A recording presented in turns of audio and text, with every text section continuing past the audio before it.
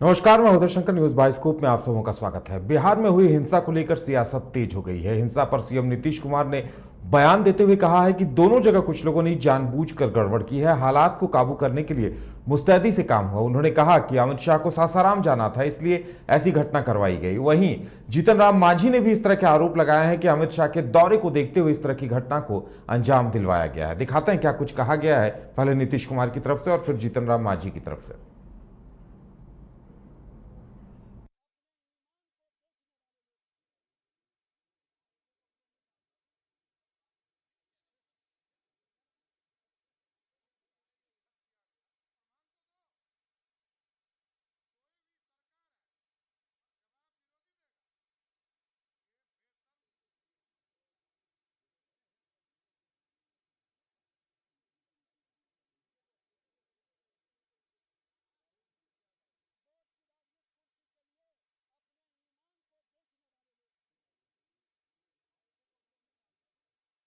लीजिए, दोनों जगह कुछ लोग गड़बड़ किया है। सब माइक नीचे रखो। और जैसे ही थोड़ी बहुत उसके बारे में जानकारी मिली, आप लोगों को बता चुके हैं पहले जी। हम लोगों ने तत्काल लोगों की, और आप लोगों को तो अच्छी तरह मालूम है ना कि इस बिहार में पहले कितना झंझट होता था। आज जब से हम लोग आए, कितना ज्यादा लोगों में शांति स्थापित करा दिए।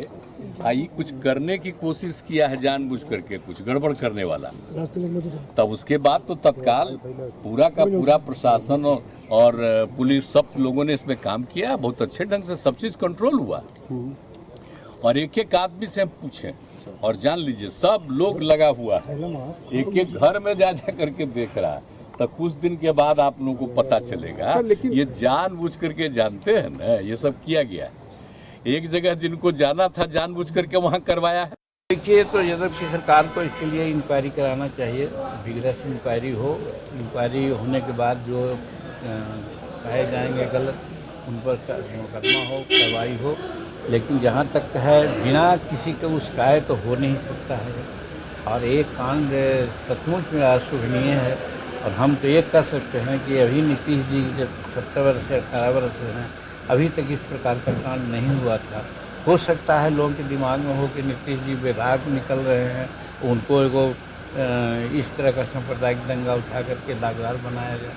तो साजिश तो हो सकती है, मैं कह सकता हूँ। लेकिन जांच है, जांच के उपरांत बताया जाएगा कि कौन लोग इसमें हैं। हम नहीं कर सकते हैं। लेकिन एक अंदेशा है, एक शंका है कि 2024 की बात आ गई, 25 की बात आ गई, तो दंगे की बात आने पहले बात नहीं आती। वहीं बीजेपी प्रदेश अध्यक्ष सम्राट चौधरी ने सीएम नीतीश पर हमला बोलते हुए कहा कि सीएम नीतीश दंगे को लेकर बाहर बयान दे रहे, ये सही नहीं। किस तरह की जांच हुई, ये सदन जानना चाहता था। विधानसभा अध्यक्ष पर आरोप लगाते उन्होंने कहा कि वो एक पार्टी की तरह काम करते नजर आए हैं। ये पूरी तरह अलोकतांत्रिक है। जिस तरह का रवैया बिहार विधानसभा में विधानसभा अध्यक्ष के द्वारा किया जा रहा, वो स्पष्ट झलकता है कि वो किसी पार्टी से प्रेरित होकर और सरकार के पक्ष में काम कर रहे हैं। उनको निष्पक्ष रहना चाहिए। और जनता की आवाज नहीं हम बनेंगे तो हम सदन में क्यों आए?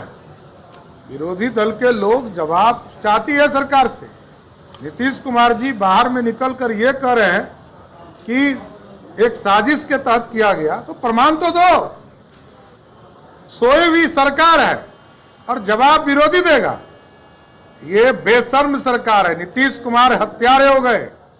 नीतीश कुमार जी को यह जवाब देना पड़ेगा कि गुलशन कुशवाहा की हत्या जो बिहार शरीफ में हुई और राजा सहनी की हत्या जो सासाराम में हुई, इसका हत्या का जुर्म नीतीश कुमार की सरकार पे चलना चाहिए। ये तो ज्यादा जानकारी के लिए बिहार से इस वक्त हमारे साथ हमारे संवाददाता राजीव कमल जुड़े हुए हैं। सीधे चलेंगे राजीव के पास। राजीव, सत्र खत्म हो गया, स्थगित हो गया। विधान परिषद और विधानसभा दोनों ही जगह जमकर हंगामा भी हुआ, एक दूसरे पर आरोप प्रत्यारोप का दौर चला। लेकिन ये जो आरोप हुआ कि हिंसा की घटनाएं सत्ता पक्ष कह रहा है कि अमित शाह के दौरे को लेकर कराया गया, तो वहीं विपक्ष कह रहा है कि जानबूझकर राज्य सरकार की तरफ से ऐसी परिस्थितियां पैदा की गई कि इस तरह की घटनाएं हुई। यानी जनता भी सोच रही होगी कि आखिर ये हो क्या रहा है। लेकिन कीमत तो जहां ये घटनाएं हुई हैं, हिंसात्मक घटनाएं, वहां के लोगों को चुकानी पड़ी है। देखिए, जो घटनाएं हुई हैं बहुत दुर्भाग्यपूर्ण है। रामनवमी के एक जो हिंदुओं का जो कहते हैं कि पर्व जो होता है 10 दिनों के लिए होता है, और वहां रामनवमी मनाई जाती है जहां हिंदू एक यात्रा निकालते हैं राम जी को लेकर, यात्रा उनकी वो वहां यात्रा निकालने के दौरान इस तरह की घटनाएं हो जाना बहुत ही दुर्भाग्यपूर्ण, किसी प्रशासन के लिए ये बहुत चुनौतीपूर्ण हो जाता है।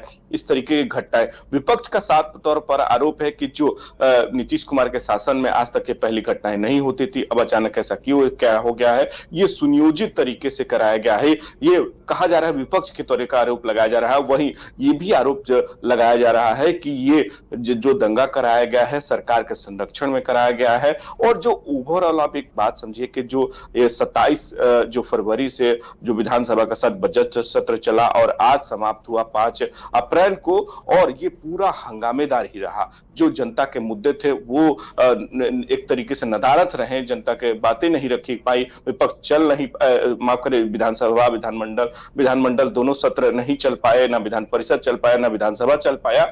एक बात तो साफ है कि जो ये घटना दंगा वाली जो घटना घटी है सासाराम, बिहार शरीफ और नालंदा के जिलों में, ये कहीं ना कहीं ये जो सरकार कह रही है कि वहां कोई नेता कोई ऐसे जो विपक्ष के नेता हैं वो ऐसा करा सकते हैं, ऐसा कराना है। साफ तौर पर सरकार का तो आरोप ये है कि ये दंगाइयों की पार्टी है। भाई वीरेंद्र हो जो वरिष्ठ नेता है राजद के, उनका तो साफ तौर पर ये उन्होंने कहा ये दंगाइयों की पार्टी है, और आपको पुलिस की जो जांच चल रही है उसमें आपको जरूर आपको पता चलेगा कि इन्हीं लोगों का हाथ है। और बहुत सारी चीजें, बजरंग दल को बैन करने की बात कही गई, तमाम ऐसे जो आपको घटनाएं जो हुई हैं। उसके बाद तरह तरह के निकल अमित शाह आते हैं, वो नवादा में भाषण देते हैं, इस पर भी एक तरीके से कहा गया कि अमित शाह ने उस्कावे वाले बयान दिए, ऐसे बयान दिया कि लोगों को उससे एक तरीके से वो बयान नहीं देना चाहिए, गृह मंत्री को ऐसा बयान नहीं देना चाहिए, इस तरीके के यहाँ की सरकार कह रही है। और उन्हीं के इस तरीके से कहने के बाद 31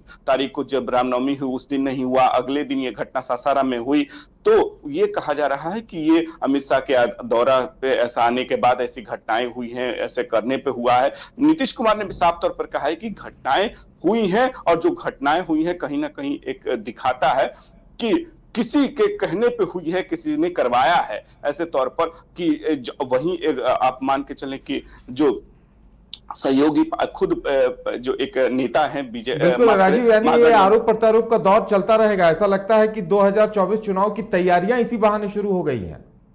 देखिए 2024 तो मान के चले कि, क्योंकि कहना भी है कि 2024 लोकसभा चुनाव के हैं, और जो ये कहा जा रहा है सत्ता पक्ष की तरफ से भी कि ये केवल भाजपा ऐसी चीज जो पार्टी है वो ध्रुवीकरण की पार्टी में उसको अच्छा लगता है, भाई को भाई से लड़ाने में, और ये राजनीतिक तौर पर ये किया गया है। और इसका देखिएगा कि जांच में भंडाफोड़ होगा, ये सत्ता पक्ष आरोप है। लेकिन बीजेपी ये कहती है कि वो दंगाइयों के साथ है, वो जो इन हिंदुओं को अपमानित कर रही है, हिंदुओं को के घर में बम फोड़े गए, उनको पुलिस प्रशासन वहां तंग कर रही है, वहां पकड़ रही है। मतलब एक दूसरे पर आरोप प्रत्यारोप चल रहा है, क्योंकि 2024 का इलेक्शन अब नजदीक आ चुका है और आ रहा है, और उसको लेकर अब सरकार महागठबंधन और बीजेपी में अब जो राजनीति है वो खुल कर आने लगी। और ये जो ध्रुवीकरण की राजनीति आप जिस तरीके से सत्ता पक्ष लगाती है आरोप की, ये ध्रुवीकरण बीजेपी का ही एक एजेंडा है और ऐसी तरीके के एजेंडे पर काम करती है, इसीलिए ऐसी घटनाएं घटती रहेंगी और आने वाले और भी राज्यों में ऐसी घटनाएं आपको देखने को मिलेगी। ये बार बार आरोप लगाया जा रहा है, और पूरे विधानसभा